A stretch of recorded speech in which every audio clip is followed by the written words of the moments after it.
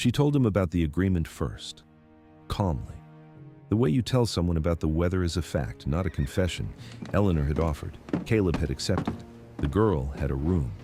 The marriage was real now, or would be, in every sense that the law in this county recognized. "You have been very patient, Thomas," she said, "and patience deserves a reward." She told him what the reward was. A house on the land, a wage, a housekeeper, and her, his mother, across the table, in a borrowed kitchen returned to him. "We can begin again," she said. Thomas looked at his hands. He did not trust his face. This is the story of the night that brought them both to that table, and what it cost. The morning after the agreement, Clara Voss came downstairs for the first time. She came down at 7, wearing the plain gray dress she had arrived in because it was the only dress she had, and she stood at the bottom of the staircase for a moment and looked at the dining room door, the way she looked at most things, taking inventory, deciding, committing, and then she walked in. The table was already set. Rufino moved between the sideboard and the chairs with the unhurried precision of a man who had been setting this table for 30 years and had made his accommodation with whatever it held on any given morning. Carmen's voice came from the kitchen, a pot on the range, the ordinary sounds of a house that had decided, whatever else it was, to keep functioning. Isabel was at the head of the table, appearing to read a letter. Caleb was at her right, coffee in hand, and he did look up. He looked at Clara with the expression he wore when he was deciding what a situation called for, and then he decided. He smiled, the charming one, the managed version, the one he deployed when he wanted a room to feel a particular way. "Clara," he said, "good morning, come and sit." Marisol was across from him, and when Clara appeared, she said immediately, without calibration, "Sit here, next to me." She pulled the chair out from the table. Clara looked at it. She sat. Eleanor came in 2 minutes later and saw Clara at the table next to Marisol, napkin in her lap, back perfectly straight in the way of someone who had been told at some point that posture was the thing you kept when you had nothing else to hold on to. Something crossed Eleanor's face that she put away quickly. She took her seat, and Rufino poured her coffee, and the table arranged itself into the shape it was going to hold for this meal. Isabel set down her letter. "You will need things," she said to Clara, directly, without preamble, without warmth, but also without the coldness she reserved for people she was trying to diminish. "Dresses, school materials, when the term begins in January, whatever the room requires. Carmen will take your measurements this afternoon." Clara looked at her. "Thank you," she said. 2 words, precisely. Marisol reached across and poured more coffee into Clara's cup. "What do you like to read?" she said. "Do you read?" "Yes." "What?" Clara considered this with the seriousness it deserved. "Natural history," she said, "and mathematics." Marisol looked at her for a moment, then, "I have a book about the migration of birds. I'll find it." Not an offer. A statement of what was going to happen. Something shifted in Clara's face. The specific millimeter of shift that Eleanor had already learned was her version of surprise. "I would like that," she said. And then, after a pause, exactly the length of someone deciding whether to say the next thing. "In Lincoln, I borrowed books from the lending library on 5th Street. I had a card. The librarian's name was Mrs. Fenton. She let me keep them an extra week if I wrote a short account of what I thought about them." The table was quiet. It was the most Clara had said since she arrived, and the room understood it as such, without anyone needing to name it. "Did you go to school?" Marisol asked. "Until 2 years ago," Clara said. She said it evenly, the way you said things you had decided to treat as facts, rather than wounds, a different and considerably more difficult operation. "My mother worked at the sewing cooperative on Elm Street. When she became unwell, I took her shifts. The school let me sit for examinations in the evenings for a time. Then they stopped allowing it." Caleb had set his cup down. He was watching Clara with genuine attention, not performance, not management, something closer to real. And whatever he had decided to feel about what she had said was in his face now, controlled, but present. He looked at his mother. Isabel was looking at Clara with an expression that was not quite readable, not cold, not warm, but the expression of a woman who had been given information that was reorganizing something internal. "Your mother," Isabel said. Her voice was careful. She died in March," Clara said, "of a lung condition. It had been coming for 2 years. The silence that followed was specific, the silence of people who have been given information that removes an assumption they had been holding without examining it. Rufino at the sideboard set down the coffee pot with a care slightly more deliberate than the task required. Caleb looked at Clara for a long moment. Something moved across his face that Eleanor, who had become careful at reading the difference, could not call performance. "I didn't know that," he said. "No," Clara said. She was looking at her plate. "There was no reason you would." The sentence landed with its full weight, no accusation in it. Said with the same flat precision she said most things, but the weight was there in the simple fact of its truth. There had been no reason he would know, because he had not known she existed, and the reason for that was something everyone at this table understood without needing to say it. Isabel set down her coffee cup. "You're here now," she said. In the tone she used for facts, she had decided to accept the closest she came to comfort.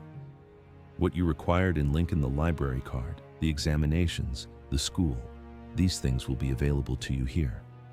Better than available. What was taken from you will not be taken again. Not in this house." Clara looked at her grandmother directly for the first time. The blue eyes met the dark eyes across the table, and for a moment they looked at each other with the specific quality of two people doing the same arithmetic by different methods and arriving, reluctantly, at the same number. "Thank you," Clara said. Again, 2 words, precisely. Caleb looked at Eleanor now. He had been checking on her at intervals throughout the meal, the specific glances of a man verifying that the room is holding the shape he has arranged it into. She had been giving him nothing, not warmth, not coldness, the neutral surface of a woman who has made an agreement and intends to honor the letter of it and is doing so right now at this table, in this chair. She had even, when Marisol said something dry about the migratory patterns of geese, produced a brief, genuine smile because the thing was actually amusing. Caleb had caught the smile. He had looked at her the way he looked at her when she did something unexpected, the slight recalibration, the assessment. She had let the smile complete itself naturally and moved on. "I want to say something," Caleb said. He said it to the table, but his eyes were moving toward Eleanor as he said it, the way a compass needle moves toward north without being directed to. No one spoke. "Clara." He looked at her directly, and what he had decided to feel was in his voice, controlled but present. "I cannot give back what you didn't have, but you are in this house now, and everything that belongs to this family belongs to you also. That is not a gift. It is an obligation I should have discharged a long time ago, and did not, and I intend to discharge it completely. I'm sorry it took this long." Clara looked at him. The blue eyes did their calculation. She said nothing which Eleanor had learned was not the same as having nothing to say. Caleb set down his cup. He looked at Eleanor with those blue eyes that were not warm but were not cold either. This morning the narrow register between them, the one Eleanor had decided to learn if she was going to live in this house. "You are the most important part of this," he said, quietly, so it carried only to her. "Everything we are building, everything this becomes, it rests on what you are willing to be here." And then slowly, deliberately, in full view of everyone at the table, of his mother and his daughter and his sister and Rufino at the sideboard, he reached across and took Eleanor's hand. He took it from where it had been resting beside her cup, and he held it, and he did not let go. Eleanor went still. Not the stillness of someone startled, the stillness of someone who has understood, in the space of a single breath, exactly what is happening and what it requires of her. She had made an agreement. The agreement had terms. Caleb had chosen this moment and this table and this audience not carelessly, but with the specific deliberateness of a man who had thought about what he wanted and arranged to have it. His hand on hers was warm and dry and completely certain of itself, in full view of Isabel and Marisol and Clara and Rufino, and Eleanor could not move. She looked at him. She held her face in the expression she had been practicing, the neutral surface, the face that gave him nothing. She did not pull her hand back. She did not press his in return. She sat with her hand in his and thought, with the portion of her mind still doing arithmetic. This is what it costs. This exact thing. This specific morning, this table, this hand. She had known when she made the agreement that there would be mornings like this one. Caleb continued speaking about the family, about Clara's presence, about decisions they would make together. His voice was warm and entirely for the table. Eleanor listened the way you listen to weather present, attentive, without the ability to change it. She was aware of Clara watching from across the table with those sharp blue eyes that missed nothing. She was aware of Marisol's hands very still on either side of her plate. She was aware of the hand on hers, which was going to be there until Caleb decided it was no longer necessary, which was the exact shape of the agreement she had made, which she had made with her eyes open. He let go of her hand. Eleanor did not move immediately. She let one breath pass, one full breath, even in quiet, the kind that looked like nothing from the outside and was the entire structural load of the inside, and then she reached for her coffee cup. Her hand was perfectly steady. She had practiced this in the specific way you practice things you were not certain you could do, by understanding that the alternative was to not be able to do it and that the not being able was not available to her. She took a sip. She set the cup down. She looked at the window, at the Nebraska morning beyond the glass, at the sky going on in every direction with the particular indifference of a very large thing that has no stake in small ones. She was aware, without looking, of Clara across the table, those sharp blue eyes that had been watching the whole meal, with the accuracy of someone who has spent a long time in rooms where accuracy was survival. She did not look at Clara. Clara did not look at her. They had their own language now, and it did not require looking. Rufino began to clear. Clara Voss had not slept. She had lain on the settee in Eleanor's room with the good wool blanket around her and thought about Eleanor's hand and the coffee cup lifted steadily afterward. She had watched Eleanor do it. She had watched with the specific attention of someone who understood, from her own experience of learning to hold things still, exactly how much that stillness cost. And she had thought about the man outside the window. Not because it frightened her. She had lived above the sewing cooperative in Lincoln with a landlord who walked the hall slowly and paused outside certain doors, and she had learned that the most dangerous things were the ones that presented themselves as ordinary. The man in the yard had been standing in the shadow of the kitchen garden fence with the particular stillness of someone who had been there a while and intended to stay. He had been looking up, not at the yard or the outbuildings or the road, at the window of the room where Eleanor slept. The problem was not the man himself. The problem was what the man represented. Someone in this house, or someone reporting to someone in this house, had arranged for that window to be watched, which meant anything Eleanor did at that window, any letter she wrote, any signal she sent was potentially known. Eleanor did not know this. That was the second problem, and the second problem was worse than the first. Clara had thought about Thomas's letter. She had read it so many times she could reproduce it in the dark. She thought about the part toward the end, the part she had read 5 times before she understood what it was doing there. If you are ever in a position to help, and it is safe to do so, there is a lamp signal my father taught me when we were young. 1 flash. Wait. 2 flashes. I am all right. 3 flashes. Help. I am telling you this not because I expect you to use it, because I believe in giving people instruments and letting them decide. She lay on the settee and she thought about instruments and about deciding. She thought, Eleanor cannot send a signal. Eleanor does not know about the man, and even if she did, anything Eleanor did at that window would be seen. But Eleanor is not the only person in this room, and the man at the window is not watching for someone small, sitting low, moving carefully. He is watching for Eleanor. She thought, if Thomas knows there is a man watching Eleanor's window, Thomas knows something Eleanor does not, that Eleanor cannot move freely, cannot signal, cannot act without being observed. That is information that changes what Thomas needs to plan for. And the only person who can give him that information tonight is in this room, right now. She had waited until Eleanor's breathing went slow and even. She moved to the wall beside the window, not the window itself, the wall, staying below the line the man outside would be watching. She angled her head until she could see the narrow slice of yard that showed him still there, still looking up. She picked up the lamp. She stayed low. She raised it to the glass, covered it, Uncovered it, covered it, uncovered it, covered it, uncovered it. 3 flashes. Help. Then she placed the lamp on the sill, steady, burning, and went back to the settee and sat in the dark and thought about whether it would reach anyone, 4 miles east at a borrowed table. In the morning, she asked Eleanor for paper. Eleanor asked no questions. She took out a sheet and held it out. Clara wrote 2 lines, folded the paper 4 times into the smallest possible square, and held it in her palm when Marisol knocked with the breakfast tray. Marisol set the tray down, looked at Eleanor, looked at Clara. Clara opened her palm. Marisol looked at the folded square, said nothing, picked it up, put it in the pocket of her apron under the tray cloth, poured the coffee, and left. She was on a horse and through the gate before 9 o'clock. It had started, as most things in Thomas Reyes's life had started in the past 3 weeks, with a decision made in the dark.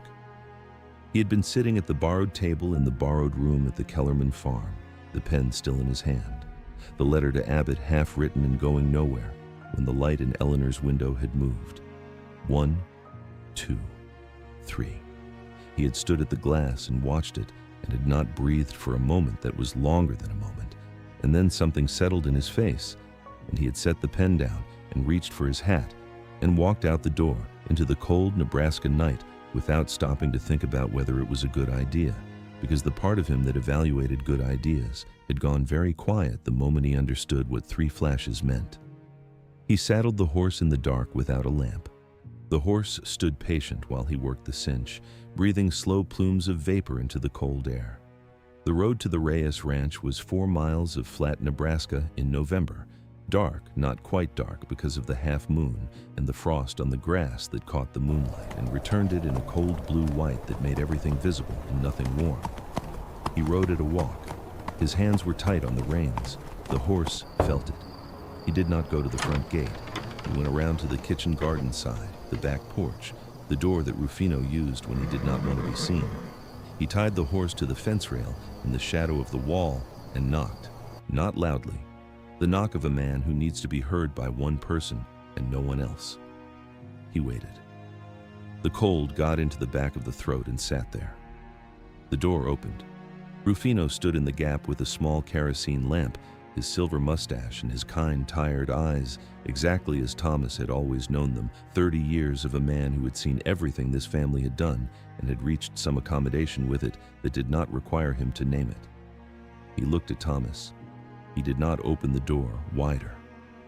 A floorboard shifted somewhere deep inside the specific shift of a man who was not asleep moving from one room to another. Rufino's eyes moved briefly toward the interior and back. Thomas said, "Is she all right?" Rufino looked at him. The lamp was steady. He said, "Yes." One word. The specific yes of a man giving you the only thing he can give you tonight. Thomas held it. He nodded once. He went back to the horse. He rode back at the same walk, the whole flat world glittering faintly under the cold sky. Rufino's one word in his chest, yes, meaning alive, yes, meaning uninjured, yes, carefully and deliberately not meaning fine. Rufino knew the difference between those 2 words and had chosen the one he could honestly give. He unsaddled the horse in the dark, went back to the borrowed room, did not light the lamp. He sat on the edge of the borrowed bed and looked at the whitewashed wall and held Rufino's yes, the way you hold something that is both enough and nowhere near enough, and eventually the dark went from black to gray to the thin, cold gold of a Nebraska November morning. And Thomas had not slept. He was at the table with cold coffee and the unfinished letter to Abbott when he heard the wagon in the yard. Abel Kellerman, 17, and serious-faced, coming in from morning chores. Thomas sat back down. He picked up the pen. He wrote 3 words, "I need to," and stopped, because the thing he needed to tell Abbott kept changing shape on him. He heard the hoofbeats in the Kellerman yard and was at the window before he recognized the horse. When he recognized the rider, he was at the door before she reached the step. Marisol pulled up in the yard and looked at him from the saddle with those bright hazel eyes that had never, in her 17 years, pretended to feel something they did not feel. She reached into her apron pocket and held out a folded square of paper without getting down from the horse. No explanation, no preamble, with the matter-of-fact quality of someone who has decided that the right thing is to get the thing to the right person as quickly as possible, and everything else is secondary. Thomas crossed the yard and took it. The paper was warm from the pocket. He unfolded it carefully, the way you unfolded something you did not want to damage. He read it once, he read it again. Eleanor's handwriting, he knew it the way you knew the handwriting of someone whose letters you had read 100 times, the specific pressure of the pen, the particular way she formed her capitals, the slight rightward lean of a person who had learned to write at a table set against a wall. 2 lines. Clara is safe. She has a room. There is a man who watches the window at night he does not know that we know. He stood in the cold Kellerman yard and looked at what Eleanor had given him. Not distress, not a request for rescue, but intelligence delivered with precision. He thought about the second line, a man who watches the window, which meant Eleanor's movements, her letters, any signal she might send were potentially visible, which meant the 3 flashes had not come from Eleanor. He thought about a girl he had written a letter to and given an instrument to and trusted to decide. He said to Marisol, "Is she all right?" Marisol considered this seriously. "She is Eleanor," she said. It was not quite yes. It was considerably more accurate. He went back inside and finished the letter to Abbott in 1 hour without stopping. He wrote about the surveillance of the second-floor window and what that meant for Eleanor's freedom of movement and what Clara's potential testimony could represent legally. He sealed it. He asked Abel to ride it to town. Abel went without asking what was in it. Donna Isabel Reyes did not make decisions in the morning. She made them in the night, during the hours when the house was quiet and the arithmetic of a situation could be done without interruption. She had been awake at 4, sitting in her chair by the window in the dark, the ranch below invisible except for the 1 lamp in the yard, and she had gone through the situation the way she went through every situation, methodically, without sentiment, identifying the variables that could be managed and the ones that could not. She had been doing this for 30 years. She believed she was very good at it. The variables tonight were Thomas and what Thomas had in his hand, and what Abbott would do with a letter that now included surveillance of Eleanor's window, alongside Aldrich's documents and Margaret Olson's address. She thought about the recorder's filings and what 2 years of contested proceedings would cost, not in money. The money was manageable, but in the other currency, the one that could not be replaced. The accumulated weight of 30 years of a name moving through every transaction in Kellerman County. You either protected that weight or you did not, and protection required knowing when to act and when to offer, and when to be the first to arrive in a room rather than the last. At 9:30, she told Carmen to have the carriage ready. She rode 4 miles east with her hands folded in her lap and the precise sequence of what she intended to say already settled, requiring only delivery. Thomas opened the door before she knocked. Donna Isabel Reyes stood on the Kellerman farmhouse step in her dark navy traveling coat and silver-pinned hat and her expression of absolute composed authority. She looked at her younger son in the doorway of a borrowed house. "May I come in?" she said. It was not a question. He stepped back. She came in. She looked at the room, the narrow bed, the plain table, the whitewashed walls, the absence of anything permanent, and filed it. She sat in the straight-back chair. She folded her hands in her lap. "I'm going to tell you something, and I need you to hear it fully before you respond." Thomas said nothing. She told him about the agreement. Eleanor had come to Caleb. Eleanor had made the offer, a real marriage, her full presence, her genuine commitment in exchange for one thing. The girl had a room, done voluntarily, without coercion. Eleanor was not pressured, Isabel said. She made a calculation and she made a choice. She is not a woman who does things she has not decided to do. You know this about her. She told him about the offer, the foreman's house on the north side of the ranch land, empty since Vargas retired. A wage, continued, same terms. A housekeeper at the family's expense, and her, his mother. She said at last with the only shift in register he had detected. "And me, Thomas, your mother. I have not been what I should have been to you in this. I know that. I am asking you to let it be over. Withdraw the filings. Come home in whatever form home can take now, and we begin again." Thomas looked at her. The silence ran long. "She chose freely," he said. His voice was flat. "That's what you're telling me. Yes? And the girl in the barn, that was also a choice. Something moved in Isabel's face, very small, controlled, gone. The girl has a room now, a name, an education. That is what Eleanor wanted, and that is what she has. Because Eleanor paid for it. Flat. The specific flatness of a man holding something too large and deciding that not letting it move is the only way to hold it. Thomas, the faintest edge in her voice. What Eleanor chose to offer is not a thing that was done to her. It was a thing she did. There is a difference. I know the difference, he said. He looked at her then directly, with the full weight of everything he was not saying. Isabel held that look with the composure she had been holding things with for 30 years. Neither looked away. Then Thomas looked at the window. I'll think about it, he said. Not yes. Not no. The answer of a man who needed to not give her what she came for and found the narrowest possible way to refuse without closing the door. Isabel stood. She smoothed her coat. She drew on her gloves right, then left unhurried. She moved to the door. She stopped. She turned.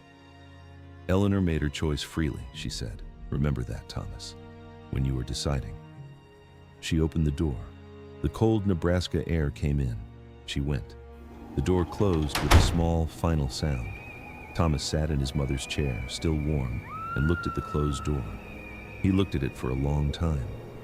The door was plain wood, painted white, with a brass latch that had been polished recently.